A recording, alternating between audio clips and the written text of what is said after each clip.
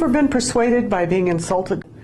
Where somebody says to you, "That's the stupidest thing I ever heard," and you say, "Oh, why, you're right. Thank you." That's actually not how persuasion or influence happens in this world. And so one of the things we want to talk about is what's a tool, a technique, for ways to change the way you communicate that helps other people hear more clearly what you have to say, work with you to solve problems, and generally reduce the level of aggression so that more constructive work can get done. So what we're going to work on today is the power of agreeing. We're going to be setting the tone in the interaction by agreeing with each other. So the essence of this exercise is that we're going to excise the word "but" from your vocabulary and replace it with "and." Now, the very first thing we need to think about is, "but" is a stopper word. When people hear "but," they shut down, they get defensive, and they stop listening to you. So if I say to you, for example, "Oh, that's a lovely shirt, but do you really think orange is a good color for your skin tones?" You feel criticized because I actually just criticized you. So, and we do that a lot. And there are a couple of things about the word "but" that make the communication counterproductive, in addition to the fact that it's a stopper word and the listener shuts down. The other thing that "but" does is that it creates a barrier and makes us adversarial. Now, we're going to practice in this exercise changing to "and." We're going to move you to the "and" stance. This is entirely under your control. It's invisible, and it'll make a big difference in how your interactions go with other people. The "and" stance is based on the work of Bill Urey, who's a negotiation expert at Harvard in the program on negotiation. You can find more about it in his book, Getting Past No, and this exercise was created with his permission. Here's a phrase we're going to say. The first 5 pages are very good, but after that, your organization and argument deteriorate. Now, before you start, I'm going to tell you 2 things. One of them is, I'm going to ask you to do it a number of ways. And the second is, the message stays the same. The paper isn't very good. Okay. All right? So, Kendall, turn this into an "and" stance. Well, easy one. The first 5 pages are very good. And after that, your organization and argument deteriorate. Okay? Now do it another way. Still using the "and" stance. Message is still the same. If you want the paper to improve, your organization and argument need to be more thoughtful. Okay? The first 5 pages are very good. How about this one? The first 5 pages are very good, and if the end of the paper were as well organized and strongly argued as the beginning, this would be a better paper. How about this one? The first 5 pages are very good, and I'd like to help you strengthen the organization and argument after that. That's nice. Or, how about the first 5 pages are very good, and since the organization and argument deteriorate after that, how about if we try to shorten the paper? That's right on. Ready to try some more? I think so. Okay. I'd love to be able to grant you a request for a day off, but we'll be short-staffed that day already. I'd love to grant you a day off, and we're short-staffed already that day. All right, do another one with that one. I'd love to be able to grant you a request for a day off, and... I'd love to grant your request for a day off, and we're already short people that day. What, do you give them an alternative? Perhaps we can look at next week? Sure, because one of the things we're doing is shifting where you are in relation to this, because 2 things are happening. You're changing the way you express yourself so I hear you better, and you're also putting yourself into a problem-solving alignment with me rather than us being adversarial. So try it again. I'd love to be able to grant your request for a day off, and... I'd love to grant your request for a day off, and let's sit down and look at what options we have for next week. Okay, or how about this one? I'd love to be able to grant your request for a day off, and if you'd asked earlier, this would have been easier to arrange because we'll be short-staffed that day already. This time, when I shifted the message, I gave you more information. Mm-hmm. Yeah, you did. Or, I'd love to be able... useful to have that information. Well, sure. Or, I'd love to be able to grant your request for a day off, and let's see if we can find a day when we're not going to be short-staffed, because we'll be short-staffed that day already. Same message, you still don't get the day off. Right.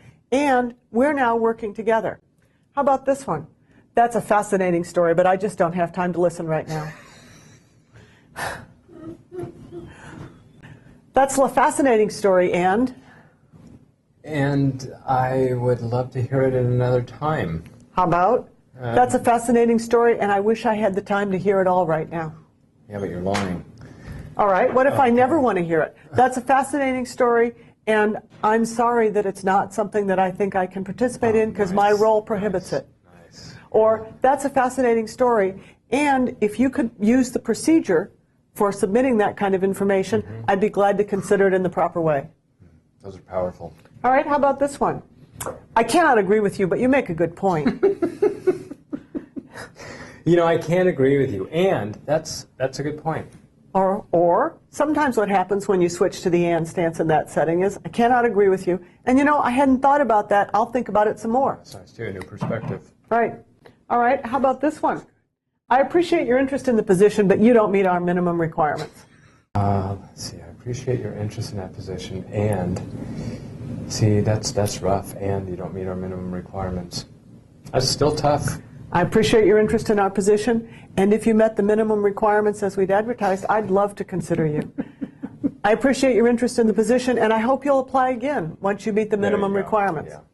Do you feel the difference it's huge. in what happens? It's huge. Even when we're talking about your paper, when I say to you the first 5 pages are very good, and I'd like to see the rest of the paper match the beginning because it would be a stronger paper, do you feel differently about it than when I said, but after that your organization and argument deteriorate? Absolutely. This is a criticism.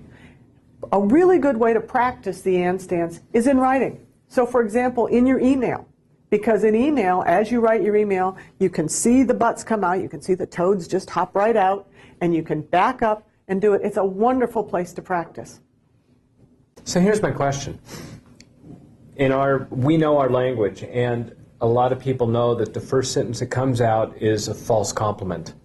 And then that's a lovely color on you, but do you think... There it goes. What I have found in using this skill back home is the and. It makes that first statement not appear like a criticism, like an empty compliment, because the and is used. You know, the first pages are really good, and if we can continue with that quality, so it's that first sentence stays important. Right. One of the things to bear in mind is that we're shifting where we are for 2 ends, to improve our ability to reach the audience, and it changes our position. We are really changing our position and our message to some extent so that we're better aligned. Because when we're agreeing, when we practice agreeing, we can reduce the level of conflict so we can focus on the things that we really care about. And we may agree to disagree. That's a great point, and I hadn't thought about before. I don't agree, and I'm still going to think about it. Or, that's a great point, and I wish I could agree. In my responsibilities don't permit me to do that right now, and I'm glad that I've heard your perspective. This tool is completely invisible. It's entirely under your control, and it's really difficult. Good luck. Practice it all the time.